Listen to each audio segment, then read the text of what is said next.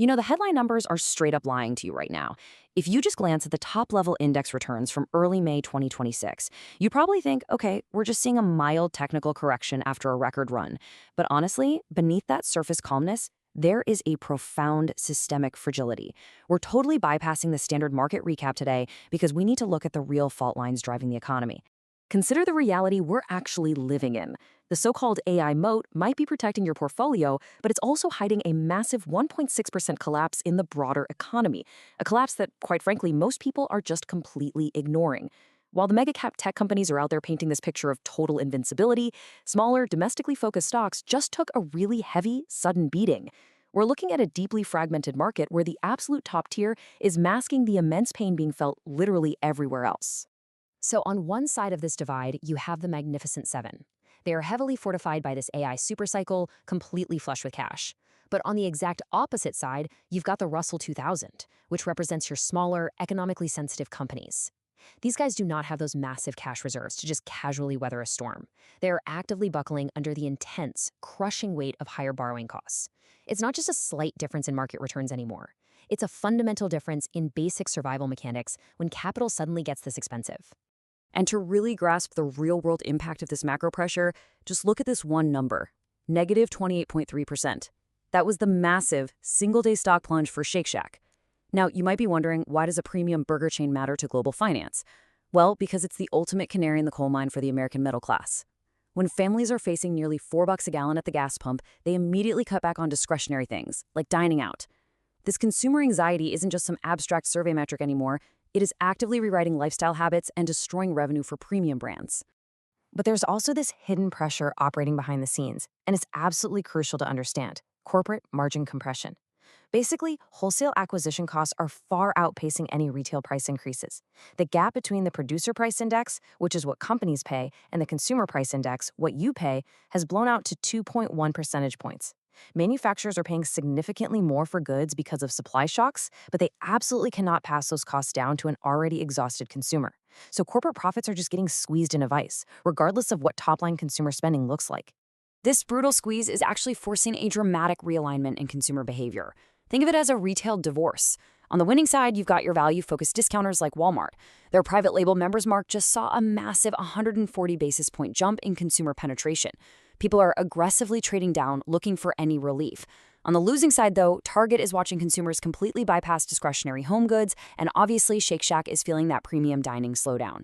We are witnessing a very strict flight to value and basic staples as the consumer pinch tightens up. So how exactly did we get to this level of consumer exhaustion? Well, it builds from a very direct geopolitical chain reaction. First, a fragile Persian Gulf ceasefire breaks down. Second, a brand new maritime tariff gets slapped on vessels.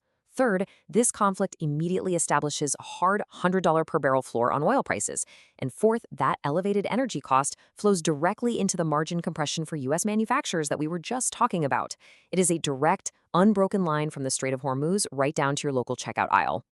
This conflict isn't just some fleeting news event you see on a screen anymore. It has fundamentally transformed into a structural global tax. A maritime tariff is literally keeping energy costs elevated, regardless of day-to-day military actions. The market initially, hoped for a quick diplomatic fix, but the creation of these new regional agencies to vet and tax ships, that means keeping oil near $100 a barrel is just the new baseline. It's an immediate, totally unavoidable tax on every single American consumer and business. Which brings up a really fascinating point. The AI revolution is building the future, but $100 oil is taxing the present. Just let that contrast sink in for a second. We have this profound technological optimism, right? This massive belief that artificial intelligence will completely redefine human output. Yet, at this exact moment, the physical reality of moving goods and powering factories is acting like a massive anchor. The present economic pain is actively dragging down the future's potential. And that brings us to a really stark labor paradox. The whole expectation behind the $1.3 trillion poured into AI capital expenditures was that we'd see these sweeping efficiency gains. But the actual reality? We got a deeply weak 0.8% productivity growth in the first quarter of 2026. That is nowhere near enough to offset rising wages. We're facing what genuinely looks like a metaverse moment for AI. I mean, billions are being spent, but the real-world output just hasn't materialized to save those corporate margins. Because productivity isn't swooping in to save us, and inflation is now being driven by global supply constraints rather than domestic demand, the Federal Reserve is completely trapped. And that brings us to a pretty jarring probability, 50%. There is now a 50% probability priced in for a Fed rate hike as early as June. Think about that. Just a few months ago, the market was absolutely certain we'd see rate cuts. But with these energy shocks bleeding right into core inflation, the higher for longer era is really solidifying. This shifting reality exposes a massive, massive illusion in the broader market.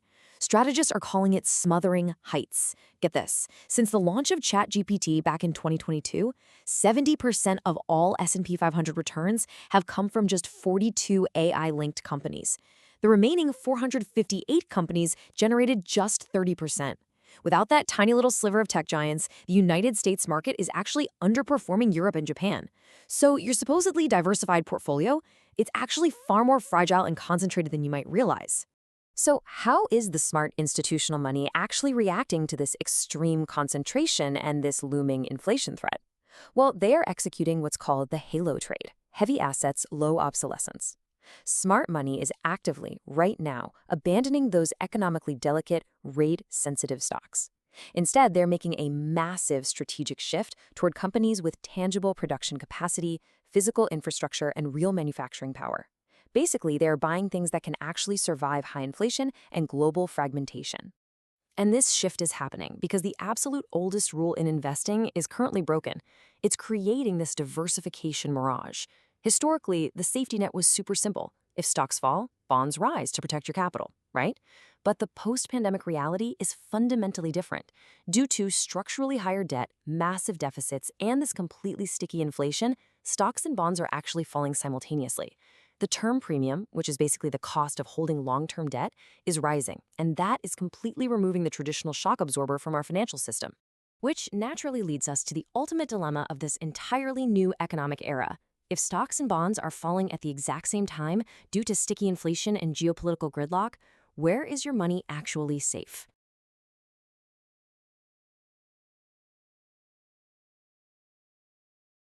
An investment in knowledge pays the best interest, so why not invest in this channel? Click like and subscribe for more.